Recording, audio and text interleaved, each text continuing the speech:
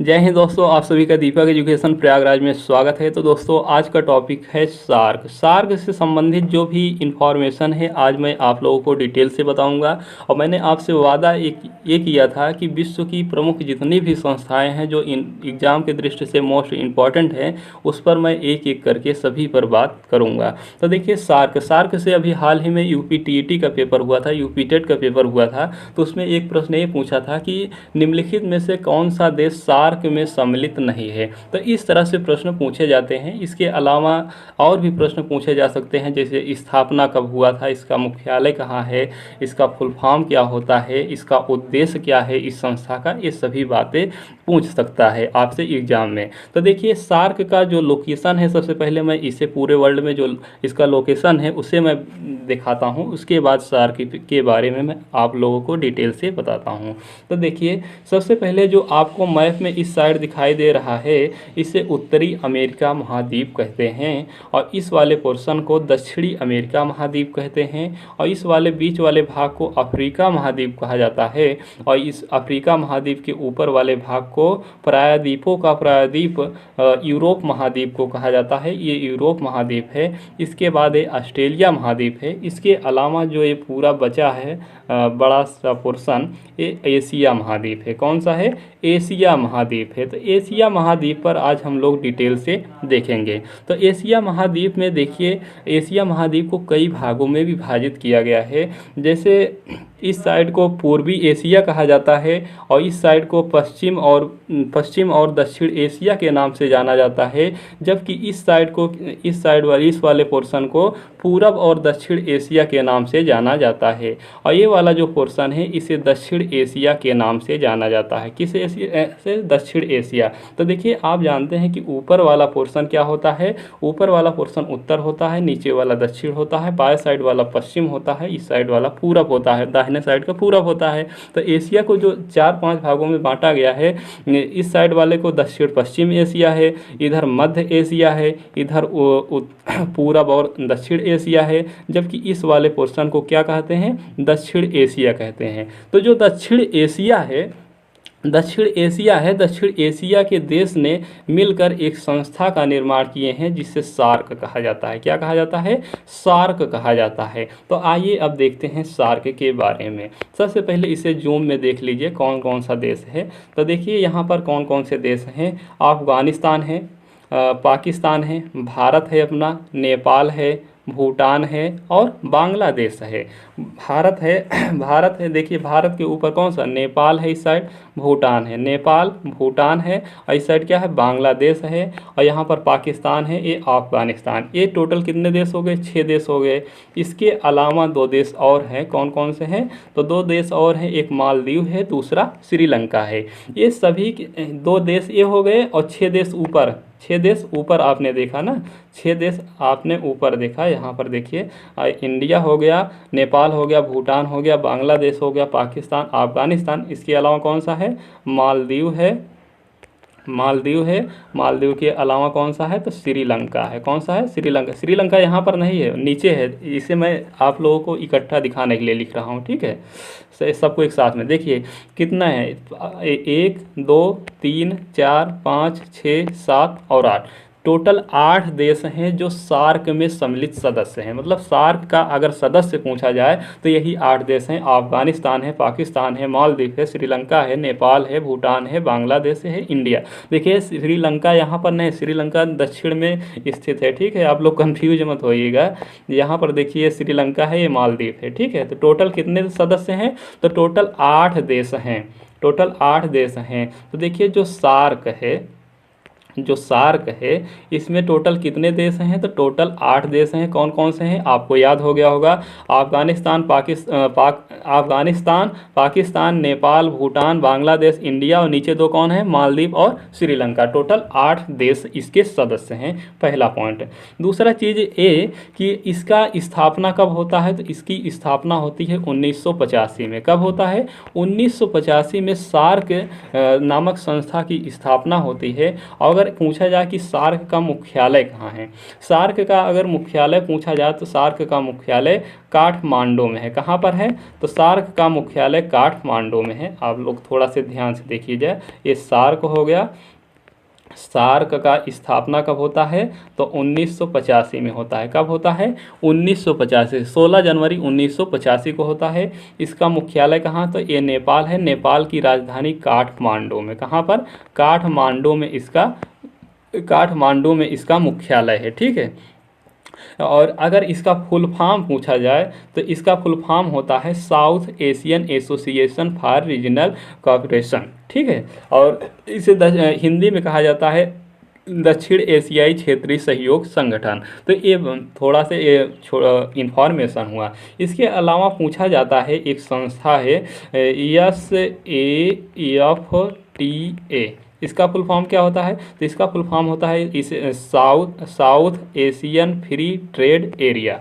South Asian free trade area आप लोग लिख लीजिएगा। ठीक है। South Asian free trade area. ठीक है। South Asian free trade area, इसे आप लोग नोट कर लीजिएगा। चूँकि ये पूछता है कि ये किससे संबंधित है, तो सार्क से संबंधित है। तो आपको इतना अभी तक मैंने ये बताया कि जो सार्क है, सार्क की स्थापना कब होती है? तो 1985 में होता है। और इसका मुख्यालय कहाँ है? तो काठमांडू नेपाल में है। और इसका फुल फॉर्म क्या होता है? तो south Asian association for regional cooperation होता है। और इसके सदस्य देश कितने हैं? तो सदस्य देश इसके 8 हैं। कौन कौन से हैं? तो अफगानिस्तान है, पाकिस्तान है, नेपाल है, भूटान है, बांग्लादेश है, इंडिया है, 2 नीचे है, एक मालदीव है और श्रीलंका।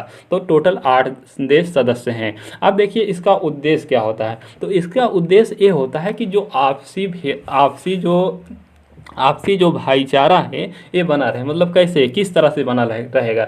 लोक कल्याण को बढ़ावा दिया जाएगा, जीवन की गुणवत्ता में सुधार लाया जाएगा, आर्थिक विकास में तेजी लाने का प्रयास किया जाएगा। आर्थिक विकास में तेजी कैसे लाया जाएगा? जैसे बांग्लादेश है, भारत है, तो बांग्लादेश और भारत के बीच अगर कोई व्यापार हो रहा है तो उसमें कोई टैक्स वैक्स देने की ज़रूरत नहीं है। जैसे प्रेजेंट टाइम पे अनार का सर्वाधिक निर्यात भारत कहाँ पर कर रहा है? तो बांग्लादेश को कर रहा है। बांग्लादेश के प्राइम मिनिस्टर कौन है? तो शेख हसीना है ना। तो शेख हसीना जी आजकल अनार खूब कायदे से खा रहे हैं, मतलब अच्छे से। तो आजकल क्या भारत किससे? बांग्लादेश के साथ व्यापार बहुत ही अच्छे से अनार के संबंध में कर रहा है। ठीक है। अनार में सर्वाधिक निर्यात बांग्लादेश को कर रहा है। तो देखिए यहाँ पर ये होता है कि जो ये आपसी देश हैं, जैसे नेपाल है, भूटान है, बांग्लादेश है, इंडिया है, अफगानिस्तान है। तो इसमें ये होता है कि अगर किसी को कोई समस्या होती है, इन 8 सदस्यों में किसी को समस्या होती है तो उसकी समस्या को समाधान किया जाता है। समझ रहे हैं? जैसे अभी हाल ही में क्या हुआ, कोरोना आ गया। 2019 में कोरोना आया था ना। 2019 में जब कोरोना आया, कोविड-19 आया, तो क्या हुआ कि इसमें सार्क में एक फंड बनाया गया। सार्क में एक फंड बनाया गया और कहा गया कि जिसके पास जितना हो सके उतना इसमें अनुदान कीजिए। जिसके पास जितना हो सके उतना इस फंड में अनुदान कीजिए। भारत ने भी 10 मिलियन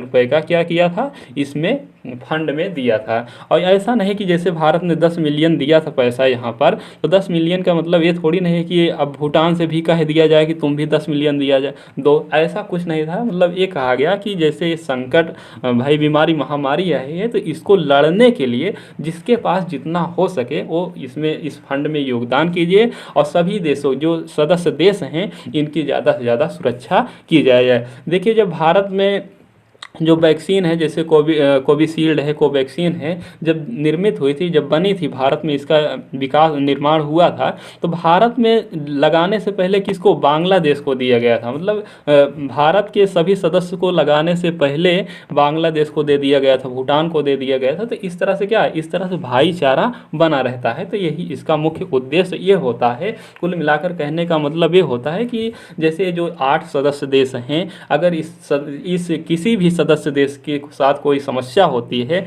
पाकिस्तान को छोड़कर, ठीक है, पाकिस्तान को मैं नहीं कह रहा हूँ, ठीक है, इसे काट दो। इसे काट दो।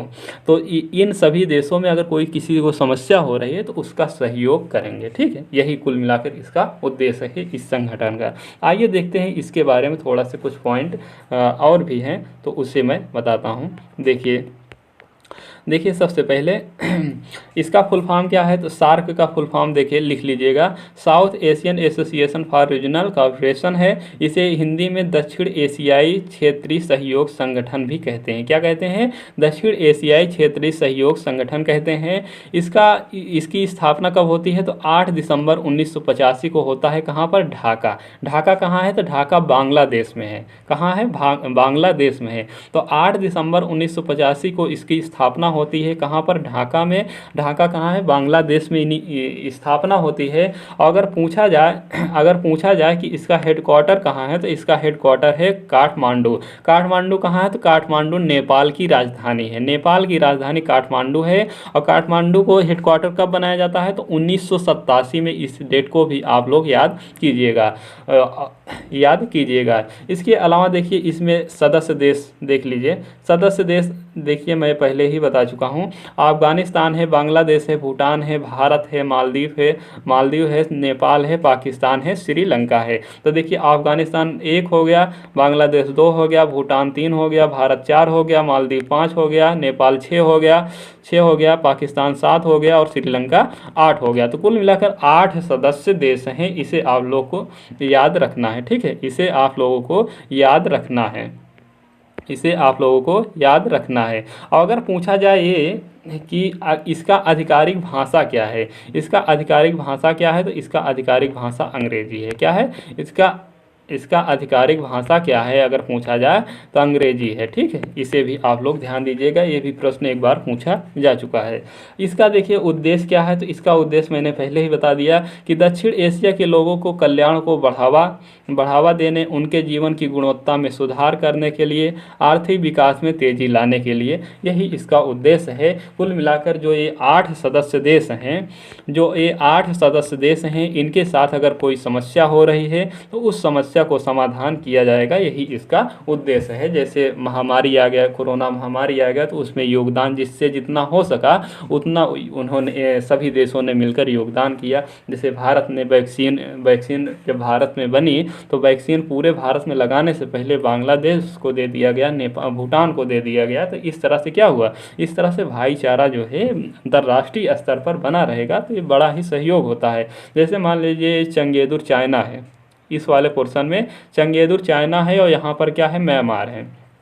तो देखिए जो ये म्यांमार वाला भाग है ये आसियान का सदस्य है, ये सार्क का सदस्य नहीं है। और चाइना भी सार्क का सदस्य नहीं है। चाइना सोचता है कि मैं सार्क का देश बन जाऊं और नेपाल और भूटान को अपने में अच्छी तरह से मिला लूं, सम्मिलित कर लूं, लेकिन चाइना को क्या है, सार्क में सम्मिलित नहीं किया गया। और चाइना ना तो सम्मिलित है ना ही म्यांमार है। यहीं से प्रश्न पूछता है कि निम्न में से कौन सा देश सम्मिलित नहीं है, तो वहाँ पर अक्सर यही 2 ऑप्शन देखने को मिला है, पहला म्यांमार, दूसरा चाइना। ये दोनों ना तो चाइना सार्क में सम्मिलित है ना ही म्यांमार सम्मिलित है, ठीक है। आप लोग इसे ध्यान दीजिएगा, केवल और केवल 8 देश सम्मिलित है, अफगानिस्तान, पाकिस्तान, भूटान, नेपाल, बांग्लादेश, इंडिया, मालदीव और श्रीलंका, यही 8 देश हैं। तो इसे आप लोग अच्छे से 1-2 बार देख लीजिएगा, याद हो जाएगा। और इसी तरह से मैं एक संस्था के बारे में आप लोगों को बताता रहूँगा, एक क्लास लेकर आता रहूँगा। आप लोग इस क्लास को ज़्यादा से ज़्यादा शेयर कीजिएगा और चैनल को सब्सक्राइब कीजिएगा, लाइक और कमेंट ज़रूर किया करें। थैंक यू, धन्यवाद, शुक्रिया।